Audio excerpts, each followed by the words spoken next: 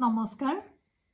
আজি জন্মৰাশি অনুযায়ী ফলাফলসমূহ ক'বলৈ বিচাৰিছোঁ। মেঘ ৰাশিত জন্ম হোৱা জাতক জাতিকা চঞ্চল, ত্যাগশীল, দীপ্তিবিশিষ্ট, পবিত্ৰ, বিলাসপ্ৰিয়, দুৰ্দান্ত, স্বল্প হাঁহিযুক্ত, মেধাৱী আৰু দাতা হয়। বৃষ ৰাশিত জন্ম হ'লে সেই জাতক জাতিকা অল্পভাষী, সুন্দৰ কান্তি, স্থূল চক্ষু সম্পন্ন, ৰাজপূজ্য, ধাৰ্মিক, ক্ৰোধী আৰু ধৈৰ্যগুণ কম হয়।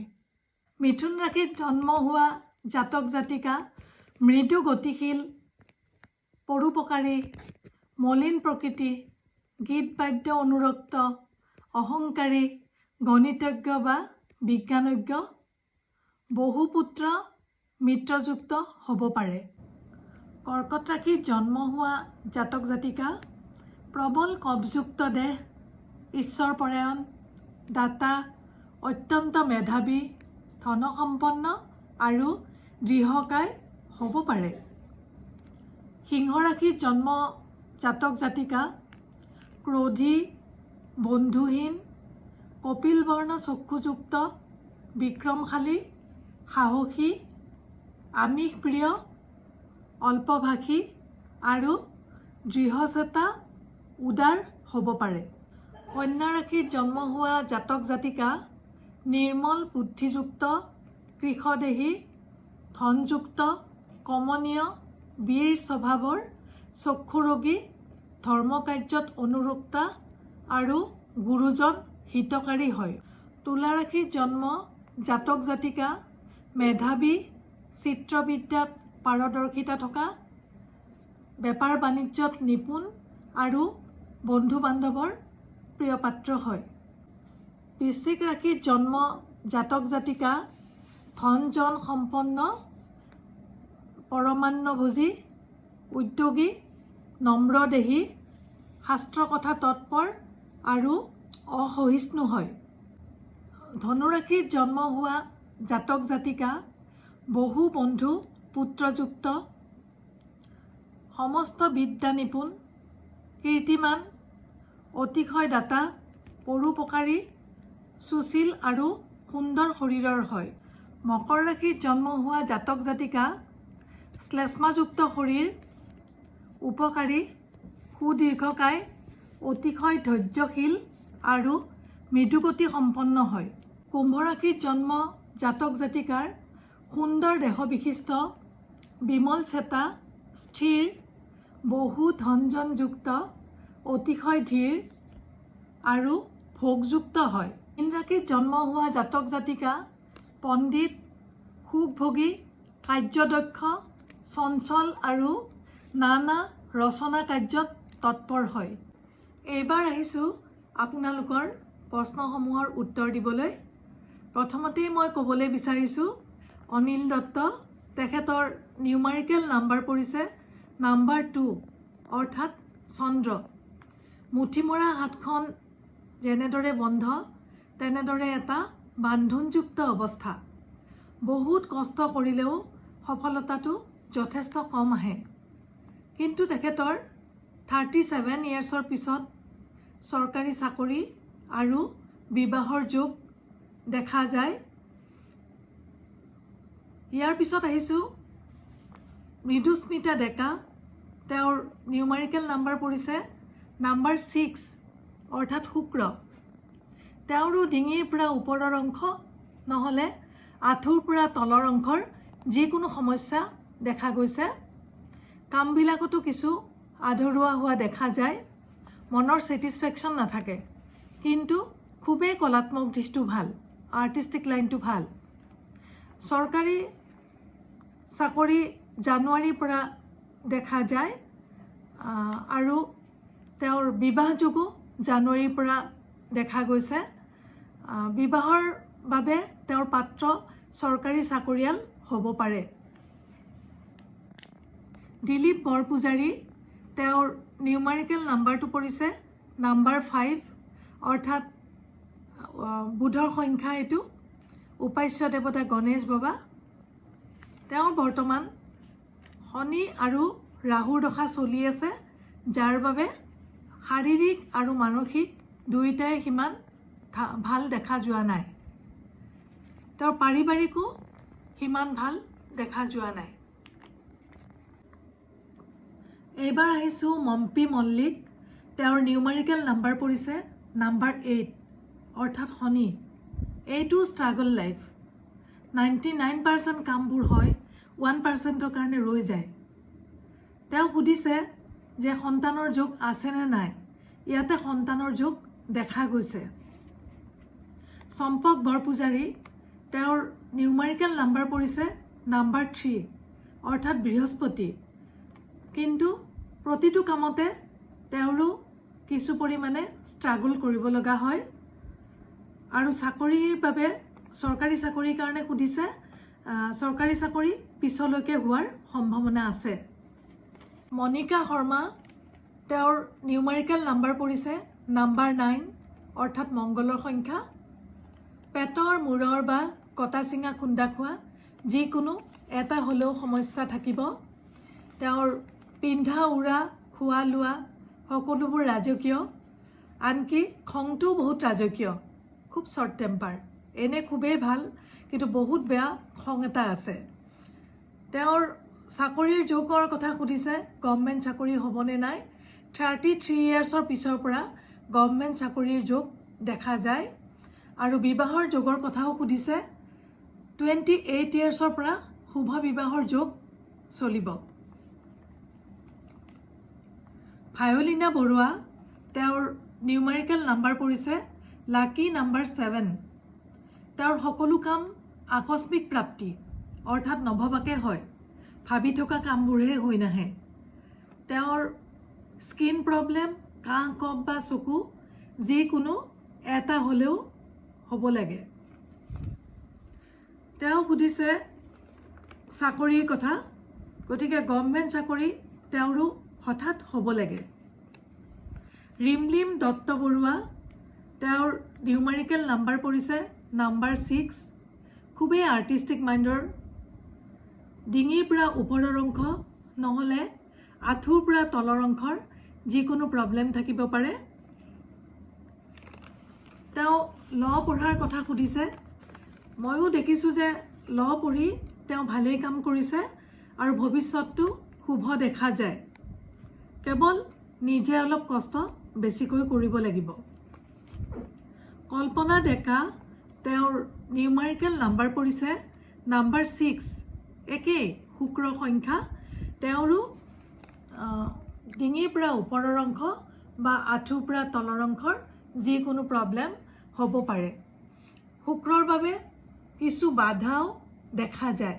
কামবিলাকত ইটো সিটোকে কিছু বাধা দেখা যায় আৰু মনৰ ছেটিছফেকশ্যন অনুযায়ী কামবোৰ নহয়, কিন্তু খুব আৰ্টিষ্টিক মাইণ্ডৰ। প্ৰিয়ংকা বৰঠাকুৰ, তেওঁৰ বিজনেছৰ কথা সুধিছে। বিজনেছটো ভালেই দেখা যায়, পাৰিব কৰিবলৈ আৰু ভৱিষ্যতটো শুভই দেখা গৈছে। ময়ূৰীমা বৰপূজাৰীয়ে প্ৰতিকাৰ বিচাৰিছে ৰাহু আৰু শুক্ৰৰ দশাৰ বাবে। মই 3টা প্ৰতিকাৰ কৈ দিছোঁ। প্ৰথমটো হৈছে 3টা শনিবাৰে দুখীয়াক 3বিধ শস্য দান দিব। ধান, মাহ, সৰিয়হ, তাৰে পৰিৱৰ্তে চাউল, মাটিমাহৰ দালি আৰু মিঠাতেল, এই 3বিধ শস্য দান দিব পাৰে। দ্বিতীয়তে, জন্ম মাহৰ জন্ম বাৰ এটাত 3জন বা 5জন সৰু ল'ৰা ছোৱালীক অন্নদান কৰিব ৰাজকীয়ভাৱে, অৰ্থাৎ মাছ মাংস সহ অন্নদান কৰিব। 3 নম্বৰতে আহিছে শুক্ৰৰ বাবে তেওঁ বিচিত্ৰ বৰণৰ বস্ত্ৰ দান কৰিব। বিভিন্ন ৰং বিৰং থকা বিচিত্ৰ বৰণৰ কাপোৰ দুখীয়াক দান কৰিব। মধুস্মিতা চক্ৰৱৰ্তীয়ে নীতিন চৌধুৰীৰ কেতু গ্ৰহৰ প্ৰতিকাৰ বিচাৰিছে। মই প্ৰতিকাৰ অলপ দি দিছোঁ। কেতু গ্ৰহক ধোঁৱা বৰণৰ বস্ত্ৰ দান দিব। দ্বিতীয়তে, শ্বেত চন্দনৰ মূল 8 বা 9 ৰতি 4 ৰঙৰ সূতাৰে সোঁবাহুত বা ডিঙিত ধাৰণ কৰিব পাৰে আৰু তৃতীয়তে চণ্ডালক ভোজন কৰাব পাৰে ৰাজকীয়ভাৱে, অৰ্থাৎ মাছ মাংসসহ সকলোবোৰ দি চণ্ডালক ভোজন কৰাব। হিমাংশু দত্ত, তেওঁৰ নিউমাৰিকেল নাম্বাৰ পৰিছে লাকি নাম্বাৰ 7। আকস্মিক প্ৰাপ্তি, ভাবি থকা কামবোৰহে হৈ নাহে, কিন্তু সদায় আকস্মিকভাৱে হয়, ভালটো বেয়াটো। তেওঁৰো ডিঙিৰ পৰা ওপৰৰ অংশ কাহ কফজনিত স্কিন প্ৰব্লেম বা চকুৰ যিকোনো অলপ হ'লেও সমস্যা দেখা যায়।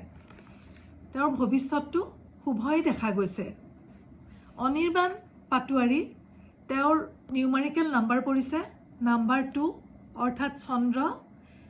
মই আগতে কৈয়ে আহিছোঁ, এটা চিম্বল আছে, মুঠি মৰা হাতখন যেনেদৰে বন্ধ তেনেদৰে এটা বান্ধোনযুক্ত অৱস্থা, সহজে মুকলি হৈ নাযায়, অৰ্থাৎ ষ্ট্ৰাগল কৰিব লাগে। পঢ়া শুনাৰ লগতে তেওঁৰ আৰ্টিষ্টিক লাইনটো খুবেই ভাল, কিন্তু আনৰ পৰা বা সংগৰ পৰা কিছু বাধা দেখা যায়, অৰ্থাৎ সংগদোষ দেখা যায়। তাৰ বাবে তেওঁ সষ্টম হোৱা উচিত। কৃষ্ণা দাস শৰ্মাই শাৰীৰিক অসুস্থতাৰ বাবে প্ৰতিকাৰ বিচাৰিছে। মই প্ৰতিকাৰ দিছোঁ। তেখেতৰ যিহেতু চন্দ্ৰৰ দশা চলি আছিলে, তাৰ বাবে মই পূৰ্ণিমাৰ চাকি দিবলৈ দিলোঁ। 3টা পূৰ্ণিমাৰ ৰাতি চন্দ্ৰক মাছ চোতালত আগলি কলপাতত 3 গছিকৈ ঘিউৰ চাকি, 3 পাহ বগা ফুল আৰু অলপ পায়স দান দিব। আৰু দান মন্ত্ৰটো মই কৈ দিছোঁ, এছ অৰ্ঘ সোমায়হ। ৰাতিপুৱা যিখিনি বস্তু চোতালত ৰৈ যায় সেইখিনি জলত বিসৰ্জন দিব লাগিব।